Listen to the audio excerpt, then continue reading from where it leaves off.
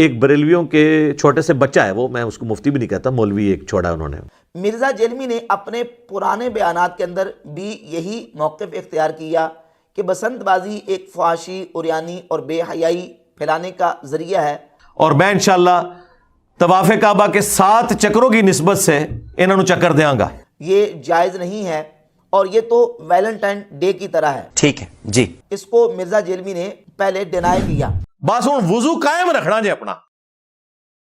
کیا بسنت کا تہوار منانا جائز ہے؟ اس طرح کی تو پتنگ بازی اکیلے کرے، کوئی بسنت منا کرے، حرام ہے۔ بسنت تو ویسے ہی غلط ہے جی، وہ تو عورتوں مردوں کا اختلاط ہے، بے حیائی کا ایک ذریعہ انہوں نے ڈھونڈا ہوا ہے۔ آپ سمجھ لیں پاکستان، انڈیا، بنگلہ دیش کا ویلنٹائن ڈے ہے وہ ایک قسم کا۔ آپ پتہ نہیں کہ کون سے عوامل اور اسباب و محرکات ہیں اچھا جنہوں نے مرزا جیلمی کو یو ٹرن لینے پر مجبور کیا ٹھیک ہے، کہ مرزا جیلمی نے اپنے نئے بیان میں اس بات کا اظہار کیا ہے کہ یہ مخصوص انوائرمنٹ کے اندر اور انڈور اگر کی جائے تو یہ جائز ہے، اور کہا کہ یہ بڑی پسندیدہ مجھے گیم ہے۔ ٹھیک ہے سمجھ گیا۔ ہم کہتے ہیں رکو ذرا، صبر کرو، آگے چل۔ کیا بسنت کا تہوار منانا جائز ہے؟ پہلے تو یہ پوچھے پتنگ اڑانا جائز ہے کہ نہیں؟ ٹھیک ہے چلیں، یہ جائز ہے، کیا مانیت ہے؟ آپ کا شوق ہے آپ اڑائیں، کوئی حرج نہیں ہے۔ ہاں ایسا کام نہ کریں جس سے لوگوں کو نقصان ہو۔ میں بچپن میں بڑے شوق سے اڑاتا رہا اس وقت، اس طرح کی یہ والی وہ دوسری والی ڈور ہوتی تھی، بندہ کیا اسے چڑیا بھی نہیں مرتی، وہ خود ہی ڈور ٹوٹ جاتی تھی۔ یہ آج کل کی جو ڈور آئی ہے مچھلی والی ڈوری، نائلان ٹائپ کی، یہ بڑی خطرناک ہے، اس سے تو ڈیتھ ہوتی ہے۔ اس طرح کی تو پتنگ بازی اکیلے کرے، کوئی بسنت منا کرے، حرام ہے۔ بسنت تو ویسے ہی غلط ہے جی، وہ تو عورتوں مردوں کا اختلاط ہے، بے حیائی کا ایک ذریعہ انہوں نے ڈھونڈا ہوا ہے۔ آپ سمجھ لیں پاکستان، انڈیا، بنگلہ دیش کا ویلنٹائن ڈے ہے وہ ایک قسم کا بنا ہوا۔ ہاں بھائی کیسی لگی آگے سواد؟ پہلے سابقہ بیان کے اندر اس نے بسنت بازی کی تردید کی، میں کہانی تو پڑھ لی ہے، اور ابھی آ کے مرزا جیلمی نے اس کی تائید کی ہے اور اس کو پروموٹ کرنے کی کوشش کی ہے۔ لاہور میں بسنت منا رہی ہیں، کچھ لوگ کہتے ہیں کہ یہ ہندوؤں کا تہوار ہے اور یہ شرعی طور کے اوپر جو ہے اس کی اجازت نہیں ہے، تو کیا اس قسم کا تہوار منایا جا سکتا ہے یا اس کی ممانعت ہے اسلام میں؟ جی یہ تو جذباتی باتیں ہیں۔ کل کو پی ایس ایل کے اوپر کسی نے کہنا ہے کہ یہ تو انگریزوں کا تہوار ہے، ظاہر ہے کرکٹ تو ادھر سے ہی آئی ہوئی ہے، یہ تو گیم ہے۔ اور انڈور گیمز میں سے میری خود سب سے پسندیدہ چیز جو ہے وہ کائٹ فلائنگ یعنی پتنگ بازی۔ جب ہم لوگ اس وقت پتنگ اڑایا کرتے تھے، میں بات کر رہا ہوں 1992 کی، جب میں میٹرک میں تھا، ہم تو ڈور وغیرہ بھی خود دھاگے کی خریدتے تھے، اور چھٹی والے دن، ان دنوں جمعے کی چھٹی ہوا کرتی تھی، اس کے اوپر وہ پورا رنگ پھیرنا اور سارا کچھ کرنا، مانجا لگانا، انجوائے کرتے تھے۔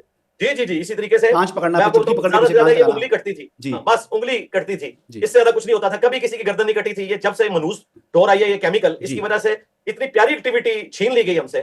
تو میں تو بہت خوش ہوں کہ اگر گورنمنٹ اس کو مینج کرتی ہے، کیمیکل ڈور کے اوپر پراپر پابندی لگا کے، جس طریقے سے گورنمنٹ نے کیا ہے، 10 لاکھ موٹر بائکس کے لیے انہوں نے وہ سٹینڈز ارینج کیے ہیں، اور پھر آلموسٹ 5 سال کی قید رکھ دی ہے، 10 لاکھ روپیہ جرمانہ رکھ دیا ہے جو کیمیکل ڈور استعمال کرے گا، اور باقی ساری چیزیں کی ہیں۔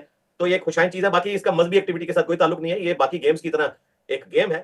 کلپس کاٹے اس لیے جاتے ہیں تاکہ آپ اپنا لقمہ کسی اور شخص کے منہ میں ڈالیں، اور یقین کریں بعض اوقات تو اس قسم کے کلپس ہوتے ہیں کہ مجھے اپنے کلپس دیکھ کے اپنے پہ غصہ آتا ہے، کیا بکواس کر رہا ہے یہ بندہ سامنے بیٹھے، تو میں پھر وہ فیل کر سکتا ہوں کہ ایک عام آدمی کے اوپر کیا امپریشن جاتا ہوگا۔ لیکن اس کے بعد میں پھر اس پہ نہیں صرف رہتا، مجھے کوئی مخالف کا بھی ادھورا کلپ لا کے دے، یہ وقتی طور پہ دل میں خیال ضرور آتا ہے کہ بکواس کیا کر رہا ہے، لیکن میں کوئی رائے قائم نہیں کرتا جب تک کہ میں وہ پوری بات سن نہ لوں۔ میری کوشش ہوتی ہے کہ پوری بات مجھے پتہ چلے، بیچ میں سے ایک ٹکڑا ہے، عین ممکن ہے کہ یہ جو بات کر رہا ہے وہ کسی دوسرے کی بات کوٹ کر رہا ہو، یا پھر یہ بات واقعی منوان اسی طریقے سے قرآن و سنت میں آئی بھی ہو۔ تو بجائے یہ کہ انسان فائنل رائے قائم کرے کسی کے بارے میں، اس کی پوری گفتگو سن لے۔ یہی وجہ ہے، ہماری یہ تربیت کا اثر ہے کہ اللہ کے فضل سے اس وقت آلموسٹ 8,000 سے زیادہ تو صرف ہمارے اسٹوڈنٹس کے یوٹیوب چینلز ہیں، اور آلموسٹ 1 لاکھ کے قریب ویڈیوز وہ ہیں جن کے ساتھ ہیش ٹیگ لگے ہوئے ہیں، ہیش ٹیگ کے بغیر بھی بے شمار ویڈیوز ہیں۔ لیکن آپ ہمارے کسی اسٹوڈنٹ کی بھی کوئی ایک ویڈیو بھی ایسے نہیں دکھا سکتے کہ جس میں کسی مخالف عالم کی کوئی چھوٹی سی کلپنی سی کاٹ کے اور اسے کوئی غلط رنگ دینے کی کوشش کی گئی ہو، کیونکہ ہمارے مزاج میں یہ نہیں ہے، نہ یہ تربیت کی ہے کسی کی۔ دین سکھانے والے شخص کو ہمیشہ سولوشن اینڈ پہ کھڑا ہونا چاہیے، پرابلم اینڈ پہ نہیں کبھی کھڑا ہونا چاہیے۔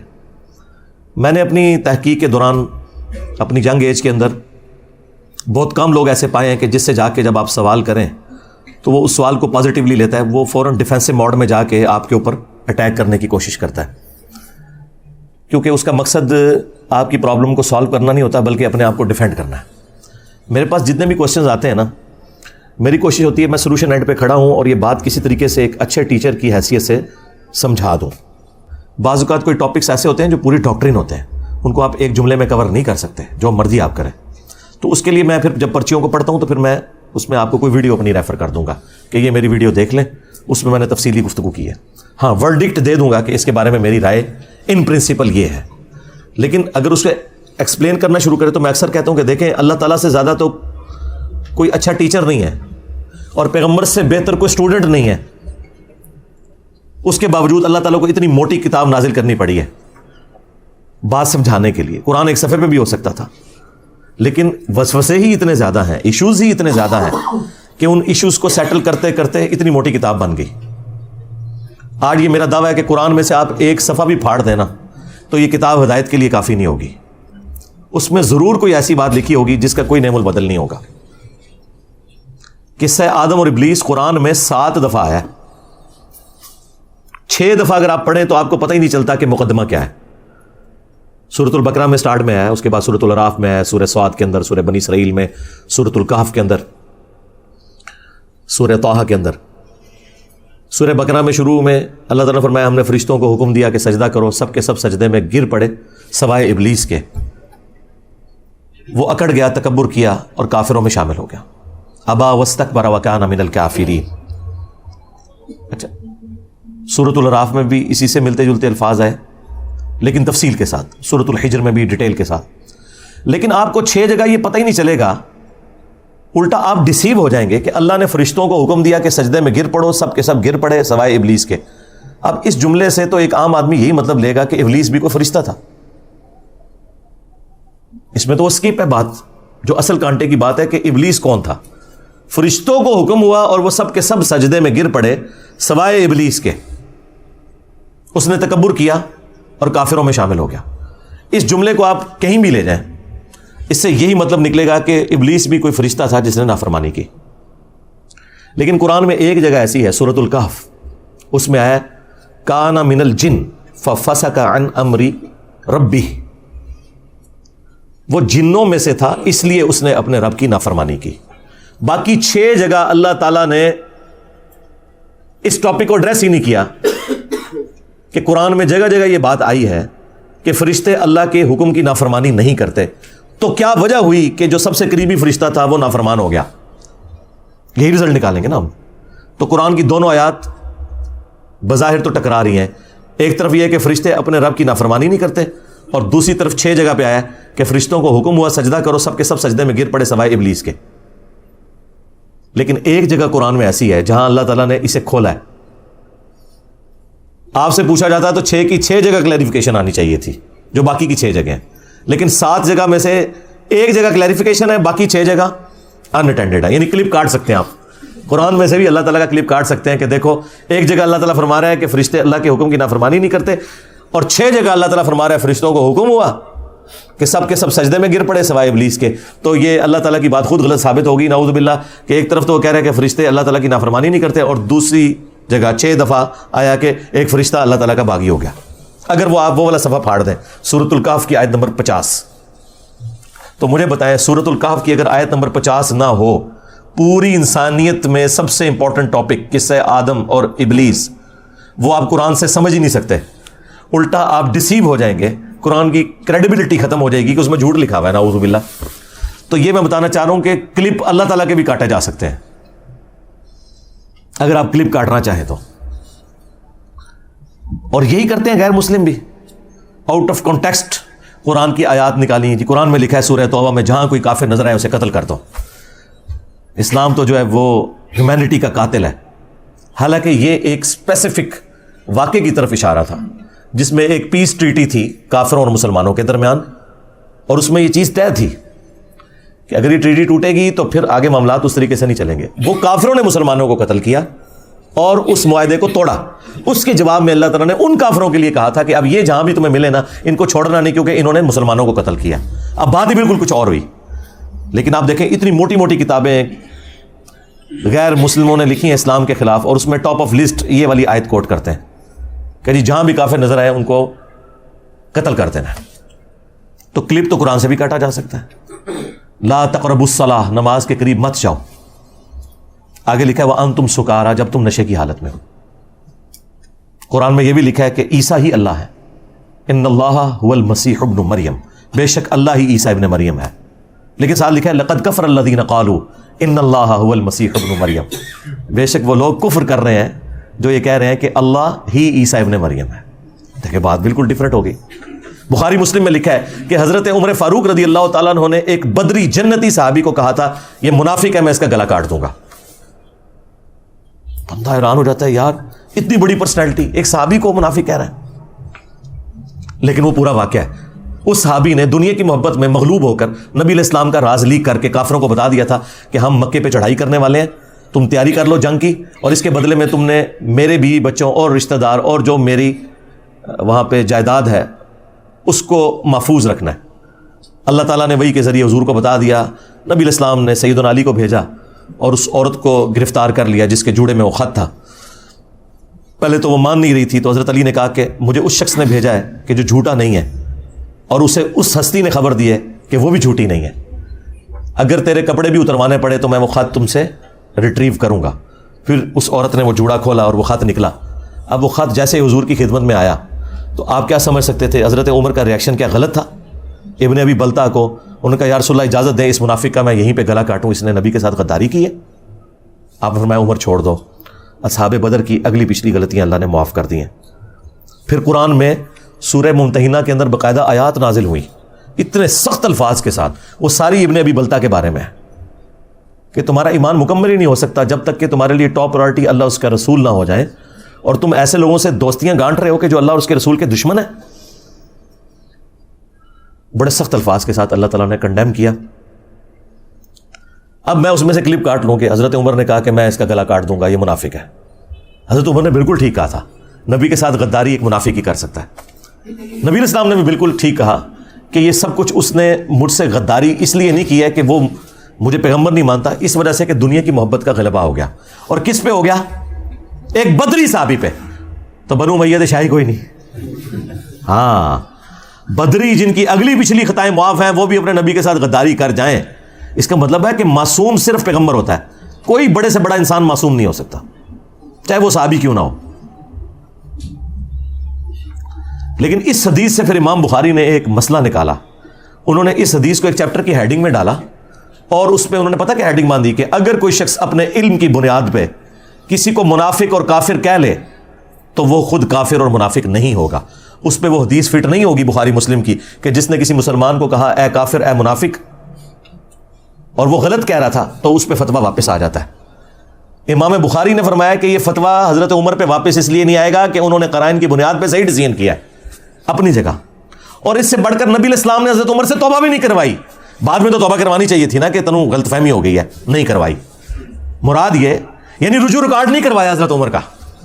ہاں اب مجھے بتائیں حضرت عمر ایک بدری کو منافق کہیں اپنے علم کی بنیاد پہ, حضور وہ غلط بھی ثابت کر دیں اور حضرت عمر سے رجوع بھی نہ ریکارڈ کروائیں, اور امام بخاری اس سے یہ رزلٹ نکالیں کہ اگر کوئی شخص کسی صحابی کو بھی کافر اور منافق کہے اس علم کی بنیاد پہ جو اس تک غلط بات پہنچی تو وہ کافر اور منافق نہیں ہوگا. اور یہ جملہ جب میں بول دوں تو کہتا ہے کسی صحابی کو کافر کہہ دو تو بندہ کافر نہیں ہوتا. سرکار صحابی تو چھوڑ دو, جو صبح شام مجھے گالیاں نکالتے ہیں نا جنہیں میں مسلمان سمجھتا ہوں, میں تو انہیں بھی کافر کہوں تو میں کافر ہو جاؤں گا. یہ اتنا سینسٹیو ایشو ہے, میں انہیں کافر نہیں مانتا. تو صحابی تو بہت اعلیٰ ترین درجہ ہے. لیکن جس شخص کو اپنے علم کی بنیاد پہ کوئی غلط بات پہنچی اور اس نے کسی صحابی کے بارے میں غلط رائے قائم کر لی اور معاذ اللہ کسی صحابی کو کافر اور منافق کہہ لیا تو وہ کافر نہیں ہوگا. ہم اس کی اصلاح کی کوشش ضرور کریں گے. آج اگر کسی غالی رافضی کو یہ بتایا گیا کہ سیدہ فاطمہ کا قاتل سیدنا عمر ہے تو ظاہر ہے اس نے تو سیدنا عمر کو گالی ہی دینی ہے. ہمارا کام یہ ہے کہ ہم اصلاح کریں گے اور اسے بتائیں گے کہ ایک جعلی بات ہے جو ان کی طرف منسوخ کی گئی ہے, ایک جھوٹ ہے, لیکن اس کی بنیاد پہ ہم اسے کافر نہیں کہیں گے کیونکہ اسے اپنے علم کی حد تک وہی کچھ پتہ چلا جو کچھ حضرت عمر کو ابن ابی بلتع کے بارے میں پتہ چلا تھا. یہ پیورلی فقہی بحثیں تھیں, یہ پیورلی ایک علمی گفتگو تھی جو کتابوں میں لکھی ہوئی تھی, لوگ ہمیشہ سے ایکسیپٹ کرتے تھے. میں نے آگے چونکہ اسے ویڈیو میں بیان کیا, اور ویڈیو میں بیان کرنے سے یہ ہوا کہ جو ہمارے مخالفین تھے وہ تو بیچارے قصے کہانیاں سناتے تھے, انہوں نے کبھی بھی قرآن و حدیث بیان ہی نہیں کیا تھا. وہ بیچارے اپنی عزت چھپانے کے چکر میں میرے چھوٹے چھوٹے کلپ کاٹ کے دیکھو جی نے کہ کہتا جی, دیکھو جی نے کہ کہتا جی. اچھا مجھے اس کا کوئی نقصان نہیں ہوا. آپ میں سے مجھے بتائیں کتنے لوگ ہیں, چلیں ریئل ٹائم ہم ڈیٹا لے لیتے ہیں, آپ میں سے کتنے لوگ ہیں کہ جنہیں میرا تعارف نیگیٹو ہوا تھا سٹارٹ میں؟ ذرا ہاتھ کھڑا کریں. شکریہ میرے تمام وہ علماء کرام, کام چک کے رکھو, ٹھیک ہے. یہ پبلسٹی انہوں نے کروائی ہے نا. تو جتنا بولتے ہیں اتنی اپنی بدنامی اپنے ذمہ لیتے ہیں. اللہ تعالیٰ نے انسان کو عقل دی ہوئی ہے. آپ چھوڑ دیں, میرے بارے میں تو چھوڑ دیں, اللہ کے نبی علیہ السلام کے بارے میں بھی نیگیٹو تعارف کروایا گیا ہے. یہ جو اسلام اتنا تیزی سے پھیلا کیوں پھیلا ہے؟ پچھلے 100 سال میں 60,000 کتابیں رسول اللہ کے خلاف لکھی گئی ہیں صلی اللہ علیہ وآلہ وسلم, اور ان 100 سالوں میں جتنے لوگ مسلمان ہوئے ہیں پچھلی 13 صدیوں میں نہیں ہوئے تھے. 60,000 کتابیں, 2 سے زیادہ کتابیں روز کی بنتی ہیں. 60,000 کتابوں کے جواب دینے کے لیے بھی ہمیں عمر نو چاہیے. ہم جواب دیتے ہیں ڈاکٹرن کا, ہر بات کا جواب نہیں دیا جاتا, ڈاکٹرن کا جواب ہوتا ہے. تو کیا نبی علیہ السلام کو انہوں نے ملائن کر لیا؟ کیونکہ اب میڈیا کا دور ہے, لوگوں نے اسٹڈی کیا. 9/11 کے واقعے کے بعد ٹوئنس ٹاور کا جو اٹیک ہوا تھا 2001 میں, ہزاروں نہیں لاکھوں لوگ مسلمان ہو چکے ہیں. اسلام کا تعارف کتنا نیگیٹو انداز میں کروایا گیا, لیکن لوگوں نے اسلام قبول کیا. یار جن لوگوں کی ڈیوٹیاں لگی کہ تم نے نبی الاسلام کو ملائن کرنے کے لیے کتاب لکھنی ہے, اسلام کے خلاف کتاب لکھنی ہے, انہوں نے اسلام قبول کر لیا. یہ طاقت ہے نا. تو اسلام کی طاقت, سچائی کی طاقت اتنی بڑی ہے کہ اس کے آگے کوئی بند نہیں باندھ سکتا. تو ان لوگوں کا شکریہ جو اس طرح کی مخالفت کرتے ہیں. میں نے شروع میں یہ بات کی تھی کہ اگر آپ لوگ چاہتے ہیں کہ آپ کے فرقے 30-40 سال اور نکال جائیں تو خاموشی میرے بارے میں اختیار کر لیں. جتنا بولیں گے اتنی جلدی آپ کے فرقے ختم ہوں گے, کیونکہ میں نے تو چپ نہیں رہنا. میں تو ہر بات کا جواب دوں گا اور میں اور ایکسپوز کروں گا. اب تو خیر باتیں ریپیٹ ہی کرنی پڑتی ہیں, آلموسٹ کوئی اعتراض بچا ہی نہیں دنیا کا جو میرے پہ نہ لگایا ہو. تو میں جواب دے چکا ہوں, اب تو مجھے جواب بھی دینے کی ضرورت نہیں پڑتی. پرانے کلپس ہی جوڑ کے ہمارے اسٹوڈنٹس خود ہی جواب دے دیتے ہیں. تو یہ کلپ کاٹنے سے مجھے کوئی نقصان نہیں ہوگا. بار بار مجھے قادیانی کہنا, اس میں سے کیا نکلا ہے؟ انہوں نے نقصان اٹھایا نا. قادیانی یہ کہتے رہے میں نے چشتی رسول اللہ اشرف رسول اللہ پڑھ کے انہوں نے چولہا لا کے رکھ دیتی ہیں. یہ اس کی وجہ سے ہی ہوا نا سب کچھ. تو انہوں نے نقصان ہی اٹھایا نا اس کی وجہ سے. جتنا پروپیگنڈا کرتے ہیں میں اتنا ہی پھر دلیری کے ساتھ آ کے نہ مقابلہ کرتا ہوں کہ یار یہ یوں نہیں, یہ یوں تھا. ایک ایک چیز کا آ کے جواب دیتا ہوں, کوئی لحاظ نہیں کرتا. ابھی وہ اگلے دن ایک مولانا صاحب نے ایک میرے خلاف کلپ چڑھایا ہوا اور گالیاں دیں. یقین کریں ہمارے اسٹوڈنٹس کو تو جو بیچارے جذباتی قسم کے ہیں نا, وہ ویڈیوز دیکھ کے غصہ آتا ہے. جو میرے ساتھ بیٹھنے والے ہیں نا, وہ میرے ساتھ بیٹھ کے ہنستے ہیں صرف ویڈیوز دیکھ کے. میں آج تک اپنے کسی میرے خلاف جتنی بھی گالی گلوچ والی ویڈیو ہے, مجھے کبھی بھی دیکھ کے نہ تو کبھی غصہ آیا نہ کبھی کوفت ہوئی ہے, بلکہ میری تو میمز ہی وہی ہوتی ہیں جس میں مجھے گالیاں نکال رہے ہوتے ہیں. کوئی مجھے تو مزہ آتا ہے کہ یار ان کے پاس اب کوئی چیز نہیں ہے سوائے گالیاں نکالنے کے. باقی اس چیز کا ضرور دکھ ہوتا ہے کہ ان کی کیا اسلامی تربیت ہوئی ہوئی ہے, وہ الگ بات, لیکن اس کا مجھ سے تو کوئی لینا دینا نہیں. تو اگلے دن ایک مولانا نے ایک ویڈیو چڑھائی ہوئی کہ انجینئر صاحب کے اندر ماں تو شاہی کوئی نہیں. اچھا اب اللہ کے بندو, مطلب یہ کوئی بات ہوئی ہوگی نا اس کے کوئی شروع میں کوئی اول آخر کوئی بات ہوئی ہوگی, ٹھیک ہے. یہ بات تو اللہ کے نبی نے بات کی ہوئی ہے, بخاری مسلم دونوں میں حدیث ہے, تم میں سے کوئی شخص اس وقت تک مومن ہی نہیں ہو سکتا جب تک کہ میں اسے اس کے ماں باپ اولاد سب لوگوں سے بڑھ کر عزیز نہ ہو جاؤں. اسی کو میں نے ٹرانسلیٹ کیا کہ جہاں کہیں اللہ اور اس کے رسول کی بات آ جائے وہاں ماں باپ تو شاہی کوئی نہیں. آپ مجھے بتائیں, یہ تو حدیث ہے بخاری مسلم کی. اس کو ظاہر ہے میں نے اپنے انداز میں بیان کیا نا. جو مفکرین ہوتے ہیں یا جو شعراء ہوتے ہیں وہ انہی باتوں کو ایک ڈفرنٹ فارم میں پریزنٹ کرتے ہیں, مطلب وہی ہوتا ہے. صحیح مسلم میں حدیث ہے کہ بے شک اللہ تعالیٰ اس کتاب کی وجہ سے بعض لوگوں کو عروج دیتا ہے اور بعض کو پستی کا شکار کرتا ہے. اور یہ چونکہ مضارع کا سیغہ ہے, مستقبل کو بھی کفایت کرتا ہے. کہ اللہ قرآن کی وجہ سے کچھ لوگوں کو عروج دے گا, کچھ کو زوال دے گا. لیکن ڈاکٹر اقبال نے اسی حدیث کو ٹرانسلیٹ کیا ہے ماضی کے سیغے میں.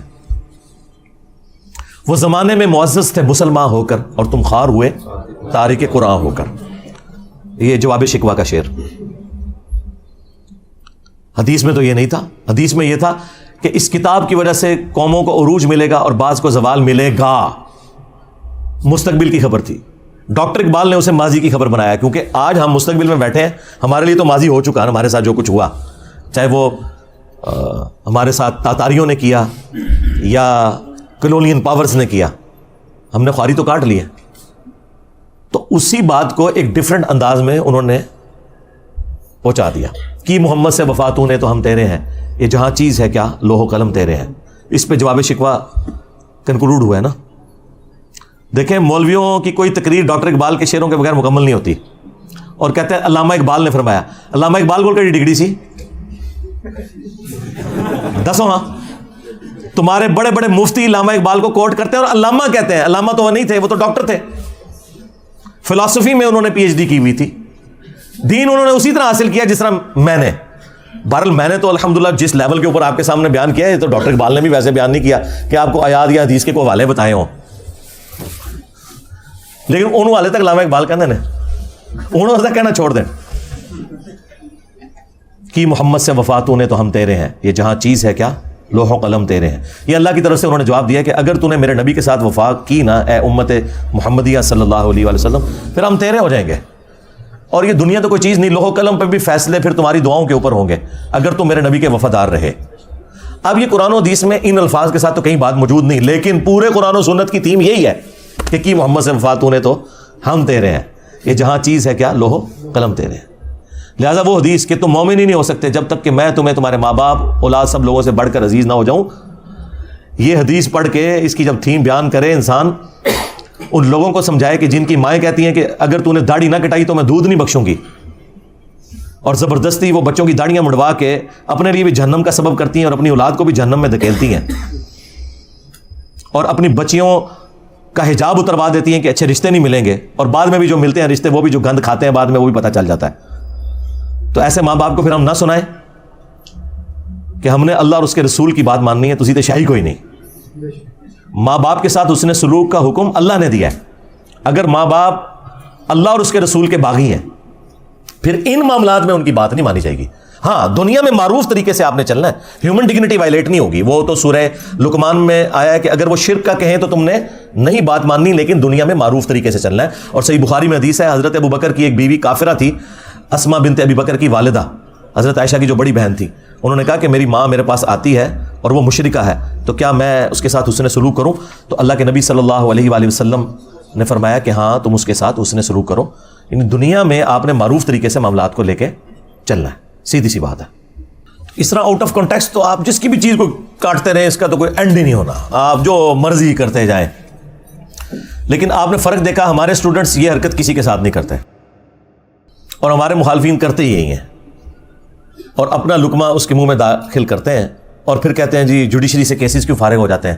یار جوڈیشری میں جو لوگ بیٹھے ہوئے ہیں وہ ملوٹے تو نہیں ہیں, تمہارے بزرگوں کے عبادت گزار تو نہیں ہیں. جوڈیشری نے تو اپنے معاملات کو لے کے چلنا ہے, انہوں نے آئین اور قانون کے مطابق معاملے کو دیکھنا یہ بات اس طرح ہے یا نہیں ہے, اس کے بعد انہیں فیصلہ سنا دینا. ان کو تو اس سے غرض ہی کوئی نہیں ہے. تو یہ اسی لیے اس طرح کی آؤٹ آف کانٹیکسٹ چیزیں فارغ ہوتی ہیں کہ وہ باتیں ویسے ہوتی نہیں ہیں. اور دوسرا, ان چیزوں سے آپ کو یہ پتہ چل گیا کہ ہمارے مخالفین کے پاس نہ اب قرآن بچا ہے نہ سنت بچی ہے کہ وہ پیش کر سکیں ہماری مخالفت میں. پہلے بھی خیر کوئی نہیں تھے پیش کرتے, ابھی بھی کوئی تھوڑا بہت کوئی پڑھن پہ گئے تھے. وہ دی وجہ صرف یہ ہے کہ میں نے قرآن و سنت بیان کرنا شروع کیا, تو اب یہ جمعے کے خطبوں میں تیاری کرتے ہیں اور کوئی نہ کوئی قرآن کی آیت یا حدیث بیان کر کے کوشش کرتے ہیں کہ پبلک کو بتائیں, ریفرنسز دیں نہ دیں ان کی اپنی مرضی. تھوڑا بہت کوئی ابھی علمی شغف بھی آیا تو ابھی آنا شروع ہے, اچھی بات ہے, ہم اسے اپریشیٹ کرتے ہیں, ایسے ہی ہونا چاہیے. تو اس لیے میں جب کسی ٹاپک کے اوپر بات کروں اور وہاں پہ تفصیلی جواب ریکوائرڈ ہو تو میں بتا دوں گا آپ کو کہ بھی فلاں ویڈیو دیکھ لیں. ہر دفعہ تو میں ہر جواب کو ریپیٹ نہیں کر سکتا, اس کا تو پھر ہم تو یہاں کئی دن بیٹھے رہیں گے سوالات کے جوابات کے لیے. ورڈک دینا یہ میری ذمہ داری ہے, پرچی پڑھ کے آپ تک بات صحیح طریقے سے پہنچانا. اچھا یہ باتیں میں جان بوجھ کے اس لیے کرتا ہوں کہ میں آج کے دور کا انسان ہوں. ہمارے استاد ڈاکٹر اسرار صاحب رحمہ اللہ تعالیٰ ان کی غلطیوں سے درگزر فرمائے, انہیں نیک کاموں کا اجر عطا فرمائے. یہ میں ڈمی میوزیم والے ڈاکٹر اسرار صاحب کی بات نہیں کر رہا. پیچھے کرو کیمرہ دکھایا کرو نا, تسی شارٹاں بنانے تے لگے ہوئے ہو. تو میں ان کی بات نہیں, اوریجنل والے ڈاکٹر اسرار صاحب کی بات کر رہا ہوں. یہ ہم نے ان کی یاد میں رکھا ہوا ہے انہیں. تو ڈاکٹر اسرار صاحب رحمہ اللہ تعالیٰ کی کافی ساری باتیں مجھے بعد میں رہ کے یاد آتی ہیں. وہ ایک بات یہ بھی کہا کرتے تھے کہ جو بھی نبی الاسلام کے پیٹرن پہ دعوت کا کام کرے گا تو اسے ان تمام تکالیف سے گزرنا پڑے گا جن تکالیف سے اللہ کے نبی الاسلام, ان کے صحابہ اور اہل بیت گزرے ہیں علیہم السلام اجمعین و رضی اللہ عنہم اجمعین.